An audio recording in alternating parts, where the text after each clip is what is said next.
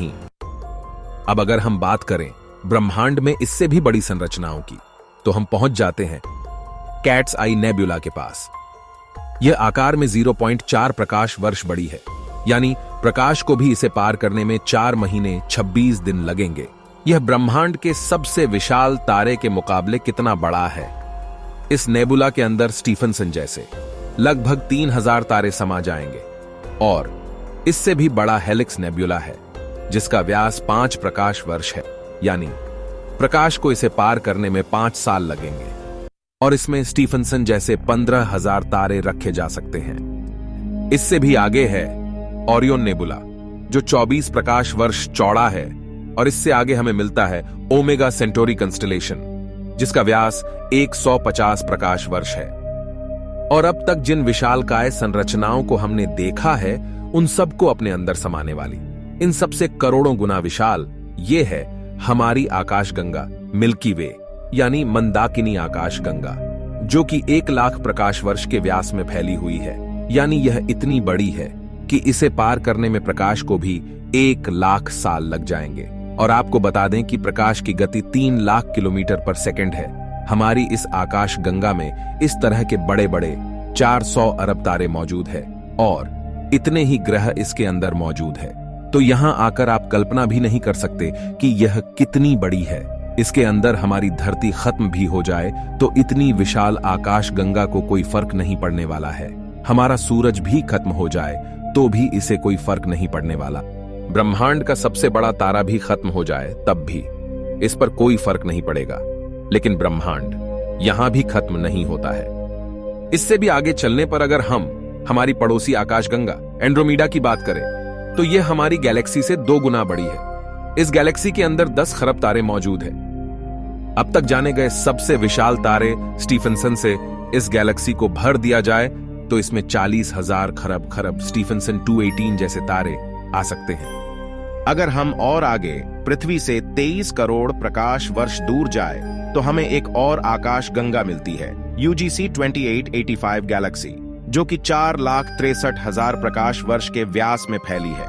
यह हमारी गैलेक्सी से 4 गुना बड़ी है और इसमें 50 खरब तारे मौजूद हो सकते हैं। पृथ्वी से 100 करोड़ प्रकाश वर्ष दूर इससे भी और भयानक और बड़ी गैलेक्सी है, IC 1101 गैलेक्सी, जो कि 40 लाख प्रकाश वर्ष के व्यास में फैली हुई है और इसमें 1000 खरब तारे रहते हैं।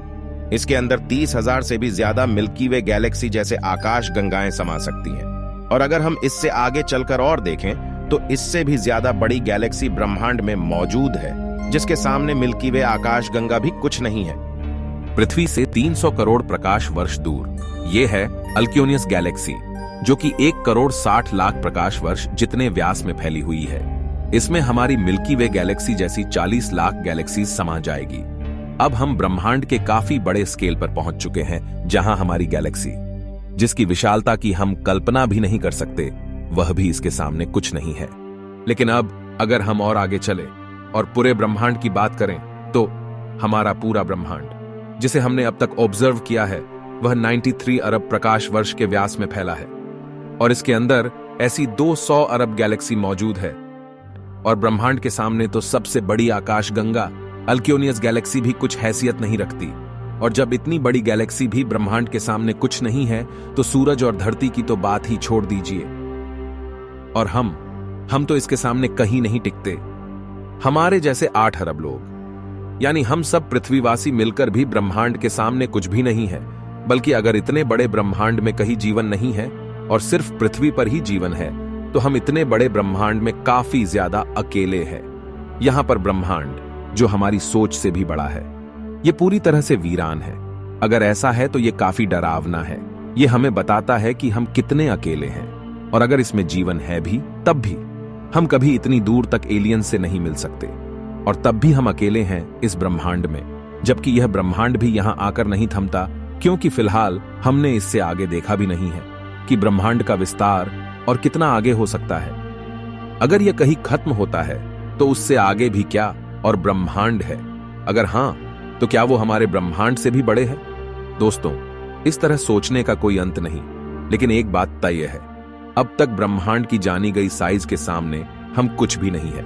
और यही वजह है कि आज वैज्ञानिक भी ब्रह्मांड की इतनी बड़ी साइज को देखकर अचंभित है और ये मान चुके हैं कि इस ब्रह्मांड के सामने हम इंसान कुछ भी हैसियत नहीं रखते हैं। इतने बड़े ब्रह्मांड में हम एक छोटी सी गैलेक्सी मंदाकिनी आकाशगंगा में मौजूद, एक छोटे से सोलर सिस्टम में बसने वाले, एक छोटे से तारे के चारों ओर मौजूद, एक बहुत छोटे से ग्रह पर स्थित, काफी छोटे 200 देशों में रहने वाले 8 अरब लोगों में हम में से एक इंसान इस पूरे ब्रह्मांड के सामने कोई हैसियत नहीं रखता।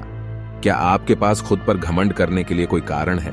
किस वजह से आप खुद को स्पेशल समझते हैं? अगर आपके पास ऐसा कोई कारण है तो हमें बताइए, क्या वजह है कि आप खुद पर घमंड कर सकते हो?